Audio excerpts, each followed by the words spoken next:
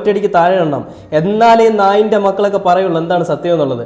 ഇതുപോലത്തെ ഉടായിപ്പ് കാണിച്ചിട്ട് ജാതിയും പഴവും പറഞ്ഞുകൊണ്ടിറങ്ങിയിരിക്കുകയാണ്. വേടന്റെ വിഷയം നമുക്കറിയാം. വേടന്റെ വിഷയം വന്ന സമയത്ത് വേടനെ ജാതീയപരമായിട്ട് അവഹേളിച്ചത് കൊണ്ടാണ് നമ്മളെല്ലാവരും റിയാക്ട് ചെയ്തത്. അപ്പോൾ അതുകൊണ്ട് വേടന് കിട്ടിയൊരു പിന്തുണ, അല്ലെങ്കിൽ ജാതിയിൽ പിന്നോക്കം നിൽക്കുന്ന ആളുകളുടെ മനസ്സിൽ, ജാതിയിൽ നിന്നുള്ളതല്ല, അവിടെ മനുഷ്യനാണ് ഞാൻ ഉദ്ദേശിക്കുന്നത് കേട്ടോ.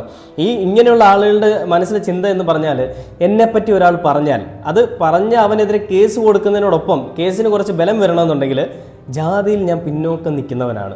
മുന്നോക്കം നിൽക്കുന്നവനോ പിന്നോക്കം നിൽക്കുന്നവനോ ഒന്നുമില്ല. ഇപ്പോൾ മനസ്സിലെല്ലാവരും വിചാരിക്കുന്നത് ഞാൻ ഇത്തിരി ജാതിയിൽ കുറഞ്ഞതായിരുന്നെങ്കിൽ എനിക്ക് കേസ് കൊടുത്താൽ കുറച്ച് ബലം ഉണ്ടാകും.